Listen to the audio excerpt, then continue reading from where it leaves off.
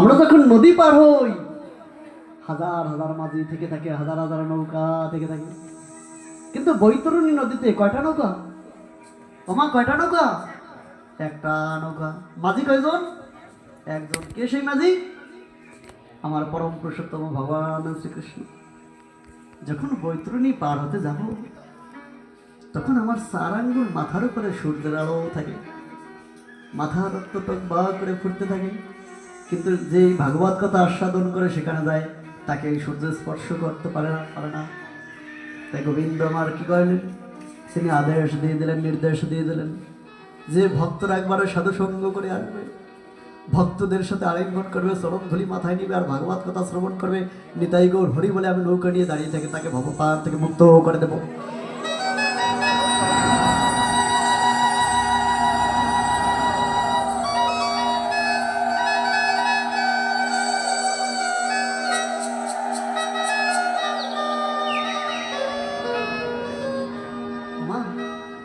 একটা নাম সংকীর্তন দিতে লক্ষ লক্ষ টাকার প্রয়োজন হয়, তাই না?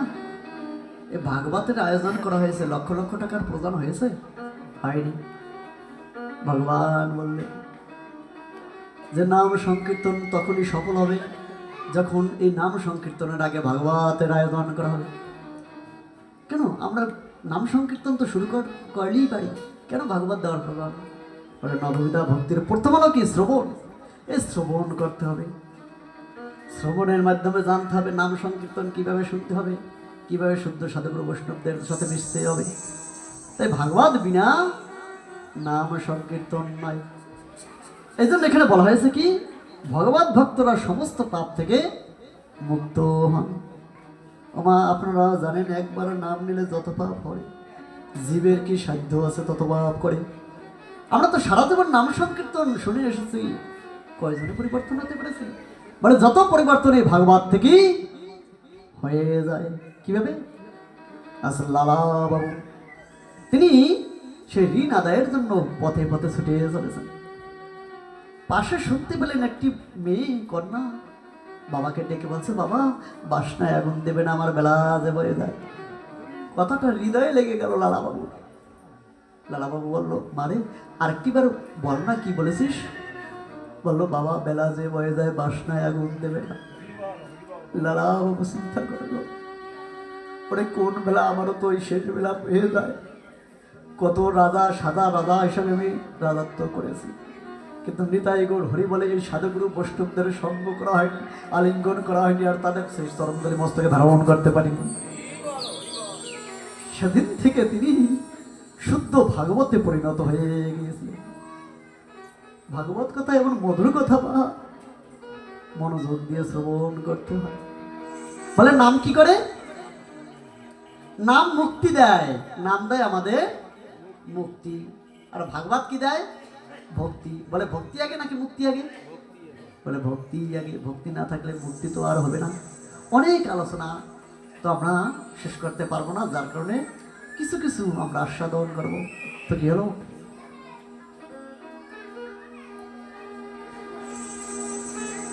এক ময়না পাখির উপলব্ধি হয়েছিল। কি উপলব্ধি? যে মুক্তি শুধু ভাগবতই হতে পারে না, আর একটা মুক্তির পথ আছে। কি পথ? এই ময়না পাখি একটি বনের ভিতরে গাছে বাসা বেঁধেছিল, তার একটা ডিম ফুটে বাচ্চা হয়েছিল। তার পাশেই একটা কুটির আশ্রম ছিল, সেই আশ্রমে নিত্য নিত্য ভাগবত কথা আলোচনা হতো। যখন নিত্য নিত্য ভাগবত কথা আলোচনা হতো, এক সন্ন্যাসী দেখলেন একটা পাখির বাচ্চা পড়ে আছে, তাকে আশ্রমে নিয়ে গেলেন। নিয়ে গিয়ে নিত্য নিত্য তাকে প্রসাদ সেবা করাতেন, আর ওই গৃহে প্রতিদিন নাম কীর্তন হতো। তাই ময়না পাখিটি কি করলো, এই ময়না পাখিটি নিজে নিজে হরে কৃষ্ণ কৃষ্ণ কৃষ্ণ হরে হরে, হরে রাম রাম রাম হরে হরে নাম সংকীর্তন একা একাই শিখে গিয়েছিল। তাই ওই গৃহে কেউ যখন না থাকে, ময়না পাখিটি সারাদিন সারাক্ষণ সে হরে কৃষ্ণ মহামন্ত্র জপ করতে থাকে।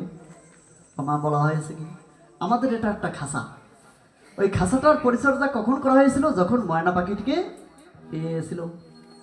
বলে যদি একটি পাখি থাকে তখনই ওই খাঁচাটির যত্ন করা হয়, আর যদি পাখি না থাকে খাঁচাটিকে ফেলে দেওয়া হয়। আমাদের এই জড়দেহটা একটা খাঁচা, কিন্তু এই খাঁচার ভিতরে একটা শুদ্ধ পাখি আছে। কে সেই পাখি? আত্মা। বলছে এই দেহটিকে, এই জড় দেহটিকে, এই খাঁচাটিকে যদি তুমি খাদ্য না দাও কি হয়? সেই দুর্বল হয়ে পড়ে, সতেজ থাকে না। কিন্তু এর ভিতরে একটি আত্মা রয়েছে, সেই আত্মার খাদ্য হচ্ছে কি? হরিনাম সংকীর্তন করা, ভাগবত কথা শ্রবণ করা। হরি বল।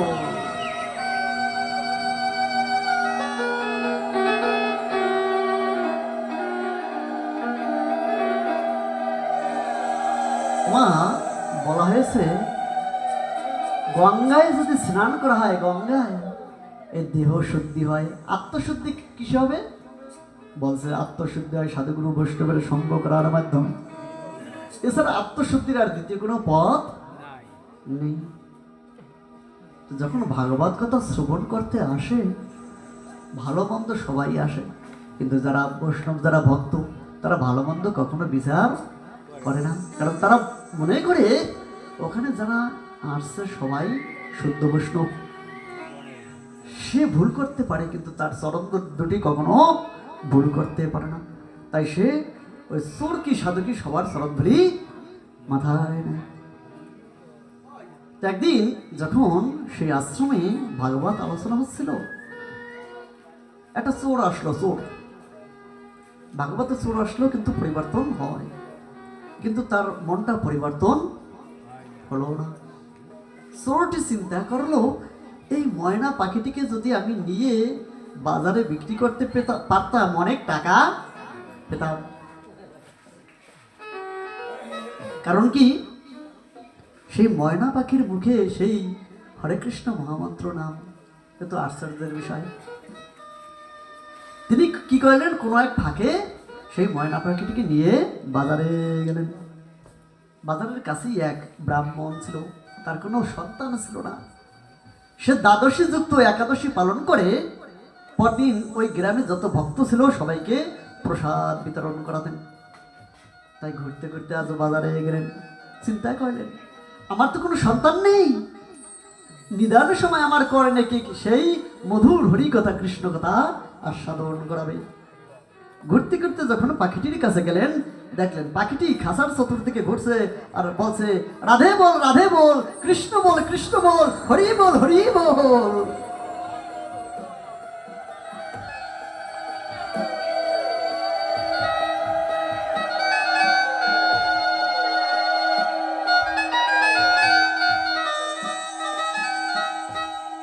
যখন পাখিটির মুখে এই হরে কৃষ্ণ মহামন্ত্র শুনলো, চিন্তা করলো, নিদান সময়ে কেউ হোক আর না হোক এই পাখিটি আমার কর্ণে মধুর নাম বিতরণ করবে। পাখিটিকে কিনে নিয়ে বাড়িতে গেল, ঘরের ভিতরে রেখে দিল। আর ময়নাটি সারাদিন সকাল বিকাল হরে কৃষ্ণ, কৃষ্ণ কৃষ্ণ হরে হরে, হরে রাম, রাম রাম হরে হরে উচ্চারণ করছে। ব্রাহ্মণ চিন্তা করলো, যদি এই পাখিটি নিদানের সময় উড়ে যায়, আমার কর্ণে কে মহামন্ত্র দেবে? কি করলো? এই পাখিটিকে একটি শিকল দিয়ে বেঁধে দিল। সেদিন এক ভাগবত পাঠক পাঠ করতে আসলো তাদের বাড়িতে। সবাই বলুন রাধে রাধে, হরি বল। এক ভাগবত পাঠক যখন সে পাঠ করতে আসলেন বৈষ্ণবের বাড়ি, কি হলো? ভাগবত পাঠক বলছেন যে নামই মুক্তি। কি বলছে? নামই মুক্তি। পাখিটি ডেকে ডেকে বলছে, চিৎকার করে, না না না না না না, তা কখনো হতে পারে না। সেই মহাভাগবত তার কাছে গেল, বললো, কি বলেছিস পাখি? বলো না, নামে মুক্তি হতে পারে না। বলে কিভাবে? বলে ভাগবতে ভুল আছে। বলে কি ভুল? বলে শুধু নামেই মুক্তি না।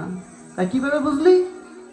যে বুঝেছি, আমি তো সেই ছোটবেলা থেকে এই নাম করে আসছি, আমার তো মুক্তি হচ্ছে না। আত্মদর্শন লাভ হলো মহাভাগবতের। যখন প্রসাদ বিতরণ করা হবে, সে বৈষ্ণবকে সে ব্রাহ্মণকে ডাক দিল, ব্রাহ্মণ তোমার গৃহে একটা শর্তে আমি এই প্রসাদ গ্রহণ করব। বললো কি? বললো তুমি যদি পাখিটিকে ছেড়ে দাও তাহলে আমি প্রসাদ গ্রহণ করব, আর যদি ছেড়ে না দাও আমি প্রসাদ গ্রহণ করব না। তো চিন্তা করলো যে যদি এই বৈষ্ণবরা প্রসাদ গ্রহণ না করে তখন কি হবে, আমার অপরাধ হয়ে যাবে। বললো কি পাখিটাকে মুক্ত করে দিল। যেই আজ মুক্ত করে দিল, পাখিটা গেল না। সবাই যখন প্রসাদ গ্রহণ করছে, পাখিটা সবার উচ্ছিষ্ট একটু একটু করে নিচ্ছে আর ধুলায় গড়াগড়ি যাচ্ছে। এবার মহা ভাগবত গান সবাই জিজ্ঞেস করলো, রে ময়না পাখি, তোকে তো মুক্ত করে দিলাম, কেন যাচ্ছিস না? ময়না পাখি আবার বললো, আমাকে মুক্ত করেছে, আমি নামও করেছি, কিন্তু আমি যেতে পারলাম না। বললে কেন?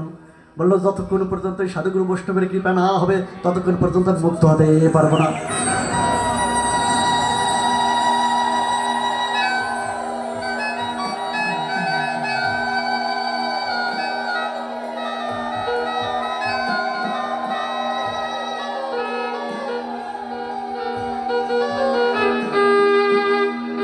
বললো শুধু নামই মুক্তি দিতে পারে না, সাধুগুরু বৈষ্ণবের কৃপা প্রদান আছে। ময়না পাখিটি এই জগৎকে শিক্ষা দিল, ঘরে বসে শুধু নাম জপবি, কাজ ঘরে বসে ভাগবত কথা আস্বাদন করবি, কাজ হবে না। এই ঘর থেকে বেরিয়ে গিয়ে একবার ওই সাধুগুরু বৈষ্ণবের সাথে আলিঙ্গন কর আর তাদের চরণ ধরি মস্তকে ধারণ কর।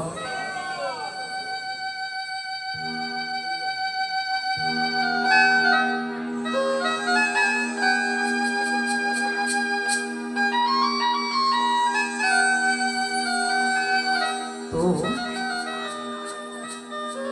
এই নবদ্বীপ ধামে নিত্য নিত্য এরকম ভাগবত আলোচনা হতো, নিত্য নিত্য। যখন এই দামোদর মাস চলছে, সেই দামোদর মাসে প্রতিদিন ভাগবত কথা আস্বাদন হতো। ভাগবত পাঠ কে করতেন? রাধা রমন বাবা। ভাগবত পাঠ কে করতেন? রাধা রমন বাবা। তো দেখবেন আমরা যখন ভাগবত কথা শ্রবণ করি, প্রতিদিন কিন্তু সবাই আসতে পারি না। কারণ কি? ঘরের অনেক কাজ এবং শারীরিক অবস্থা ভালো থাকে না। কিন্তু রাধা রমন বাবা দেখতে পেলেন একটা কুকুর প্রতিদিন মনোপ্রাণ দিয়ে ভাগবত কথা আস্বাদন করছে। তো 30 দিন ভাগবত কথা হবে, আজকে 29তম দিন। তিনি দেখতে পেলেন একটা কুকুর কি করছে, সে ভাগবত শ্রবণ করছে, ভাগবত শ্রবণ করছে, আর দু নয়ন থেকে তার অশ্রু ঝরছে, আর তিনি ওই দু পা তুলে বাহু তুলে নৃত্য করছেন, আর যেন বলছেন হা গোবিন্দ হা গোবিন্দ প্রাণ গোবিন্দ প্রাণ গোবিন্দ বলে যেন প্রেমে আসমাত হয়ে আছেন।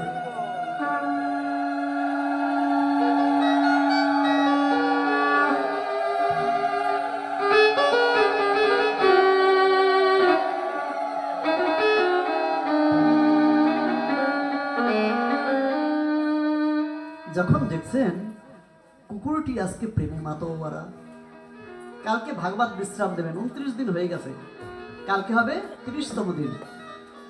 রাধারমন বাবা কুকুরটিকে ডাক দিলেন, এদিকে সমস্ত যখন আসলো বললো, কালকে তো ভাগবত কথা শেষ হবে, তুই কৃপা করে একটু আগে এসে স্নান করে এখানে আসবি। এবং সাধুগুরু বৈষ্ণবকে বললো কি, সাধুগুরু বৈষ্ণব মহোদয় আমার পাশে তার জন্য একটা আসন বাড়িয়ে দেবে। 30তম দিনে কি করলো, এই কুকুরটি গঙ্গা নদীর থেকে স্নান সেরে ওই মন্দিরের চারদিকে প্রদক্ষিণ করছে, আর যেন হা কৃষ্ণ বলে দুনয়ন থেকে অশ্রু ধারণ করছে। রাধারমন বাবা যখন আসলো, তাকে তার পাশে বসিয়ে দিল, তার গলায় একটা মাল্য প্রদান করলো। যে মাল্য প্রদান করলো, ওই ভাগবত কথা শুনতে শুনতে কুকুরটির মৃত্যু হয়ে গেল। যখন মৃত্যু হয়ে গেল, রাধারমন বাবা তাকে জড়িয়ে ধরলেন আর বললেন, ভক্ত রে, তুই তো চলে যাচ্ছিস ভগবত ধামে, যাওয়ার আগে আমার জন্য তুই প্রার্থনা করে যা, আমাকে আশীর্বাদ করে যা, নিদান সময়ে আমি নাম করতে করতে যেতে পারি।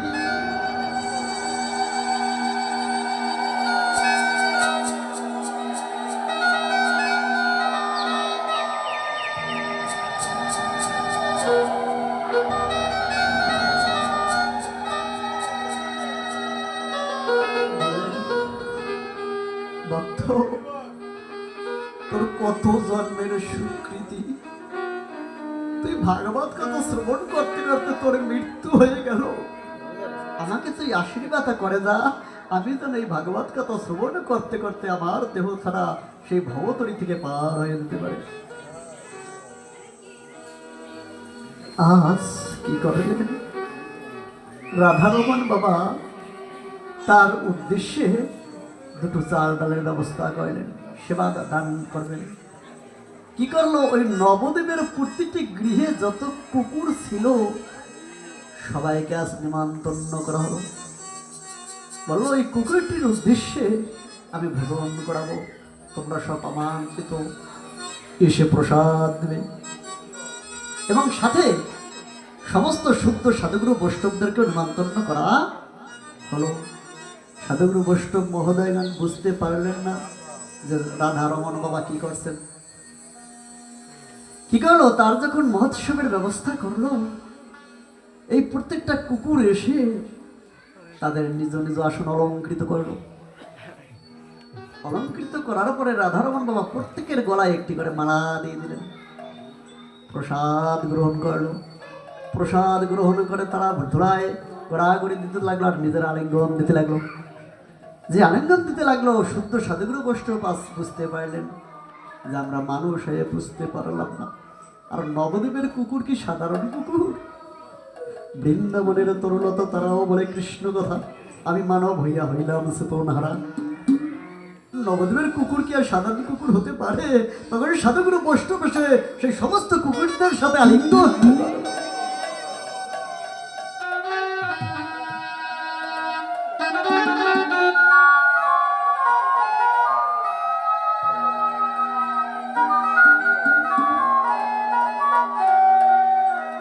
তাই তো নরোত্তম ঠাকুর দাস মহাশয় আজকে দেখে প্রভুকে বললেন, প্রভুকে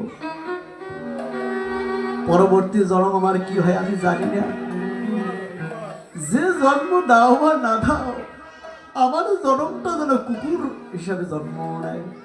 বলে কি বলছো তুমি? বলে শোনো প্রভু, সেই কুকুর ধনের দুলালের গৃহের কুকুর নয়, সেই কুকুর রাস্তার কুকুর নয়। বললো কেমন কুকুর? বলো বৈষ্ণবের দুয়ারের কুকুর।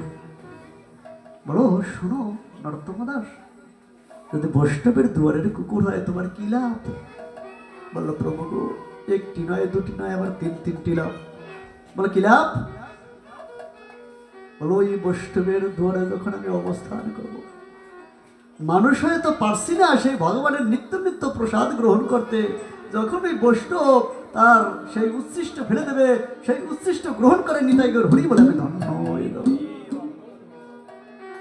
বললো আর কি তোমার লাভ? বলল প্রভু আর কি লাভ তুমি জানো? মানুষের নিত্য নিত্য ভাগবত কথা শ্রবণ করতে পারছি না, ওই বৈষ্ণবের দুয়ারে হাজারো বৈষ্ণবের সমাগম হবে, তাই নিত্য নিত্য ভাগবত কথা শ্রবণ হবে, আমি ওখানে বসে আস্বাদন করবো। বললো আর কি লাভ? বললো এইটা আমার সবচেয়ে বড় লাভ। কি লাভ? আমি মানুষ হয়, আমার মাথাটা সবসময় উঁচু থাকে, নিচু হয় না, কাউকে আমি প্রণাম করতে পারি না।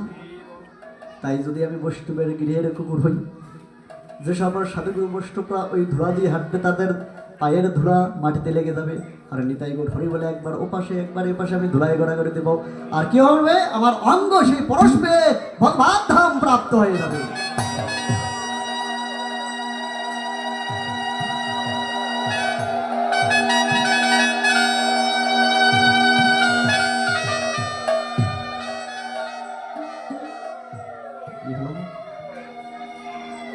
এইভাবেই একটা মন্দির এত আকর্ষণীয় নয়, সেই সময় একটা মন্দির মোটামুটি ছিল, কিন্তু সেই গ্রামে কখনো ভাগবত কথা আলোচনা হতো না।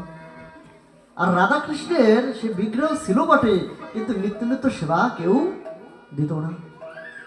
অযাচিত ভাবে একজন গুরুদেব আসলেন। গুরুদেব এসে কি করলেন? এই গুরুদেব এসে নিত্য নিত্য ভাগবতের আয়োজন করলেন। তো প্রথম লোক আসতো না, ভক্ত আসতো না। যখন দেখলো যে ভাগবতে কি সেই মধুর রস, কি সুন্দর আস্বাদন, আস্তে আস্তে ভাগবত কথা শ্রবণ করতে হাজারো ভক্ত এসে জড়ো হলো।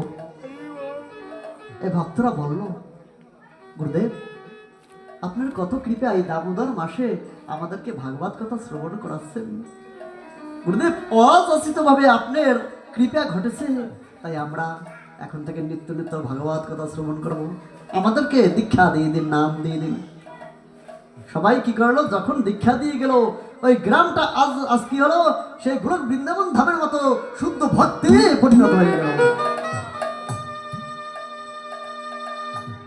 যখন ভক্তে পরিণত, ওই গ্রামে একটি ঘর ছিল, যে ঘরে 4 জন ভাই ছিল, 4 জন। তো 3 জন ভাই কি করত, মোটামুটি ব্যবসা বাণিজ্য করে সংসার চালাতো, অভাবের সংসার। আর যে ছোট্ট ভাই, তার কাজ ছিল চুরি করা। এখন ওই 3 ভাই একদিন যখন ভাগবত পাঠে গেছে, দেখলো এরকম মধুর ভাগবত তো কখনো আস্বাদন করেনি। শুনলো কি, ভাগবত যে শ্রবণ করেনি তার জীবন বৃথা, ভাগবত শ্রবণ বিনা নিস্তার পাইছে কেবা, ভাগবত শ্রবণ বিনা নিস্তার পাইছে কেবা। এই কথা শ্রবণ মাত্রই তাদের হৃদয় যেন বিগলিত হয়ে গেল। বা চিন্তা করলো, আমরাও এই গুরুদেবের কাছ থেকে দীক্ষা নিয়ে নেব। ছোট ভাইকে গিয়ে বললো, ভাই চল না আমরা এই গুরুদেবের কাছ থেকে দীক্ষা নিই। বলো, আমি রাজি আছি একটা শর্তে। কোন শর্তে? যে আমার অভ্যাস তো চুরি করা, গুরুদেব যা বলবে আমি সব মেনে নেব, কিন্তু চুরি থেকে যাতে আমাকে বিরত থাকতে না হয়। যদি এরকম কোনো বিদ্যা আমাকে দিতে পারে তাইলে আমি নাম নেব। বলো ঠিক আছে, আমরা বুঝিয়ে বলবো। গুরুদেবকে গিয়ে প্রণাম করলো, প্রণাম করে বললো, গুরুদেব আমার ভাইটা তো চুরি করে, তো বলেছে আপনার কাছ থেকে তখনই নাম নেবে যখন ওকে চুরি আর ছাড়তে নাম। মনে মনে গুরুদেব বলল, ওর মতো ভক্তকে আমি কৃপা করার জন্যই তো এসেছি। বলো ঠিক আছে, কালকে আমার এখানে স্নানাদি সেরে নিয়ে আসবে। সবাই বলুন রাধে রাধে, হরে কৃষ্ণ। কথা কি বোঝা যায়? চলো কি, পরদিন যখন নিয়ে আসলো, ওই একদম পিছনে বসেছে, একদম পিছনে। গুরুদেব বলল, দেখো ওকে শুনিয়ে শুনিয়ে বলছে, দেখো যে আমার কাছ থেকে দীক্ষা নেবে সে যদি চোর হয়, চুরি করে, কোনো অসুবিধা নাই। ওই আমার কাছ থেকে দীক্ষা নেওয়ার পরে যখন যে গৃহে যাবে, ওই আমার কৃপার ফলে তালা আপনি আপনি খুলে যাবে, তালাটা আপনি আপনি খুলে যাবে। আর কি হবে জানো, যদি ও ধরা খেয়ে যায়, কোনো অসুবিধা হয়, কিচ্ছু হবে না। বললো কেন হবে না? এই কারণে সে তখন নাম কীর্তন করতে থাকবে, আর নামের ফলে সে উদ্ধার প্রাপ্ত হতে পারবে, তাকে স্পর্শ পর্যন্ত কেউ করতে পারবে না। চোরটি কি করলো, পিছন থেকে একদম সামনে দৌড়িয়ে আসলো। গুরুদেব তাহলে আমাকে প্রথম দীক্ষা দিয়ে দিন। বলো কেন প্রথম কেন? বলে গুরুদেব সবাইকে যদি দীক্ষা দিয়ে মন্ত্র শেষ হয়ে যায় তাহলে তো আমার চুরি বিদ্যা থাকবে না, কৃপা করে সবার আগে আমাকে মন্ত্রটা দীক্ষা দিয়ে দিন। বলো ঠিক আছে, তাই হবে। করলো কি, শোন তুই চুরি করবি, কোনো অসুবিধা নেই, তবে কি করবি জানো, তুই দাদা সঙ্গে তিলক ধারণ করবি, সে প্রাত স্নান করবি, আর কণ্ঠে তুলসীমালা ধারণ করবি, হাতে জপমালা নিয়ে হরে কৃষ্ণ কৃষ্ণ কৃষ্ণ হরে হরে, রাম হরে রাম রাম রাম হরে হরে মহামন্ত্র জপ করবি। আর কি করবি জানো, ওই প্রত্যেকদিন নিত্য নিত্য ওই রাধা কৃষ্ণের 2 বেলা করে সেই ভোগ নিবেদন করবি, সেই প্রসাদ গ্রহণ করবি।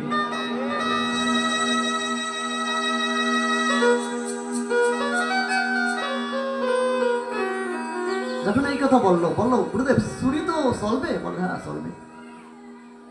তো করলো কি, গুরুদেবের কথা মতো বিশ্বাসে মিলায় বস্তু তর্কে বহু দূর। বলে আমাদের গুরুদেব অনেক কিছু বলে যান, কিন্তু আমরা বিশ্বাস করি না, যার কারণে মুক্ত হতে পারি না।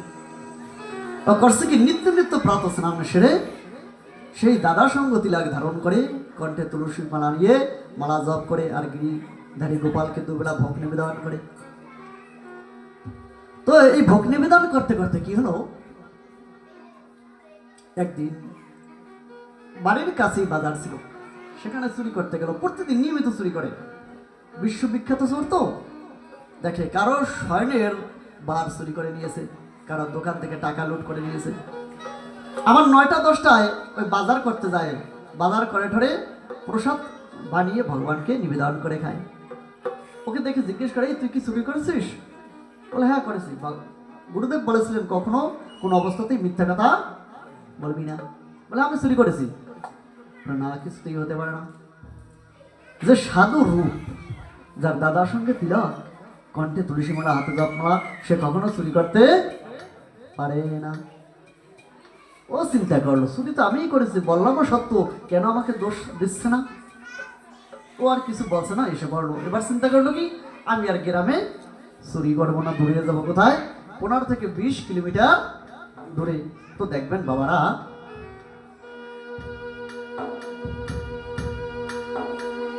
আগে যখন দূরে যেতে হতো, কোনো গাড়ি ঘোড়া এখনকার মতো ছিল না, শুধু 2টা গাড়ি ছিল, ঘোড়ার গাড়ি আর গরুর গাড়ি। তো চিন্তা করলো, আজ তো দূরে যাব, আজকে তিলকও ধারণ করবো না, আর কণ্ঠে মালাও রাখবো না, হাতে জপমালাও নেবো না, আর ধুতি পাঞ্জাবিও পরবো না। অনেক দূরে যেতে হবে তো। তা সকালে আজকে সেবা প্রদান করেছে, কিন্তু সন্ধ্যায় আর করতে পারেনি। দুপুরের পরে চুরি করার উদ্দেশ্যে রওনা করলো। 15-20 কিলোমিটার পথ তো হেঁটে হেঁটে যেতে হবে। তো তাকে কেউ গরুর গাড়ি আর ঘোড়ার গাড়িতেও নিচ্ছে না, কেন? যে ও টাকা দেবে না। যখন সেখানে গিয়ে বসলো, প্রায় 3টা বেজে গেল। রাত কয়টা? 3টা। আগে ছিল মাটির ঘর, মাটির দেওয়াল। ও কি করলো, ওই দেওয়ালটি মানে খুঁড়ে ওই গৃহে প্রবেশ করলো। যে গৃহে প্রবেশ করলো, ওই গৃহস্থ ছিল আবার ভক্ত, উত্তম ভক্ত। সেও প্রাতঃ স্নান করে মঙ্গল আরতিতে অংশ নিত। তাই করেছে কি, ও যে কক্ষে উঠলো, যে রুমটায় উঠলো, দেখলো আমার গৃহ গোবর্ধন, সেই গোপাল তাকে শয়ন দিয়ে রেখেছে। গৃহস্থরা কি করেছে, ধূপধুনো সেখানে সাজিয়ে রেখেছে, সেখানে একটু মিষ্টিও রয়েছে, কাছে আবার সেই তিলকও আছে, সেই গৃহস্থের ধুতিখানাও পরে রয়েছে, তার জপথলিও আছে। অর্থাৎ সেও ওই প্রাতঃ স্নান করে মঙ্গল আরতিতে অংশ নেবে। ও চিন্তা করলো, আমার গিরিধারী গোপাল এভাবে শুয়ে আছে। গুরুদেব বলেছিল 2 বেলা সেবা করতে, সকাল আর সন্ধ্যা। আজকে সন্ধ্যাবেলা তো আমি সেবা করতে পারিনি, তাই সন্ধ্যার কাজটা এখন সেরে নেব। যে এই কথা চিন্তা করলো বইটা, এই কথা যখন চিন্তা করলো যে সন্ধ্যার কাজটা সেরে নেব, সে কি করলো, ওই গৃহস্থের ধুতিখানা দেখে ধুতিখানা পরে ফেললো, এবং তার প্যান্ট খুলে ধুতি পরলো, পাঞ্জাবিটা গায়ে জড়িয়ে নিল, দাদার সঙ্গে তিলক ধারণ করলো, গিরিধারী গোপালকে ঘন্টা বাজিয়ে জাগালো আস্তে আস্তে, যেন গৃহস্থ টের না পায়। এভাবে করে করে সে কি করলো, একটু ভোগ প্রসাদ মিষ্টিও দিল। মিষ্টি দিয়ে এদিকে ওর চেতন শূন্য হয়ে গেল, অর্থাৎ চেতনা নেই। কি চেতনা? যে গিরিধারী গোপালের নামে থাকে তার কি চেতনা থাকতে পারে? চুরির করতে আর মন নেই, সে গোপালকে জাগাবে। তাই কি করলো, এখন কয়টা বাজে? রাত্র কয়টা বাজে? 10টা। ভোরারতিতে কি করে, কি কোন কোন আরতি করে? ভোরারতি, মঙ্গল আরতি নাকি? তো বলতে পারেন কেমন পাঠক, এই রাত্র 10টার সময় মঙ্গল আরতি, ভোরারতিতে অংশ নিচ্ছে। বলছে বাবা, এ থেকে আমাদের অনেক শিক্ষার আছে জীবনে, তাই আমরা ভোর আরতির সুরে একটা গান গাইবে সবাই মিলে, এবং এ থেকে শিখবো এর ভিতরে কি আছে। বলছে সেই ভোর আরতিটা হলো কি, জীব জাগো, জীব জাগো। বলছে জীব জাগো।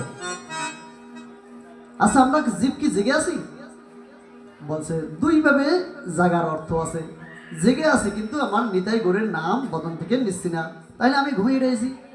আবার সকাল সকাল উঠে আমার গোবিন্দের সেবা করতে হয়, আমি ঘুম থেকে উঠছি না, তাহলে আমি ঘুমিয়ে আছি, আমি জেগে নাই, কোনো অবস্থাতেই আমি জেগে নই। তাই ও কি করছে, এই ঘন্টা বাজাচ্ছে আর এই গানটা গাচ্ছে।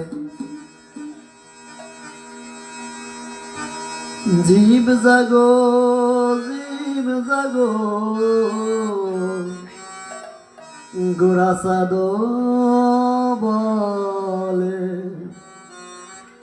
জীব জাগো, জীব জাগো, গোরা সাদো বলে।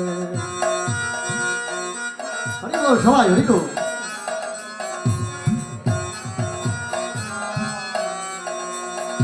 জীব জাগো, জীব জাগো তোরা সাধো বলে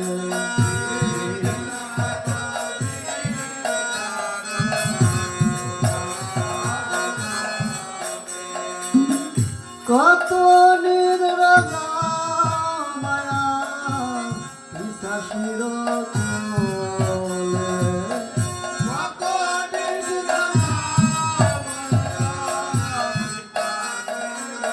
মায়া কি বলছে বলছে জি তুই আজীবন ঘুমে আচ্ছন্ন হয়ে রইলি মায়ার বসে বশীভূত হয়ে ঘুমিয়ে রইলি এবার যা ঘোড়া সাথ বলে একবার জেগে আমার গৌরব নিতাই নাম নে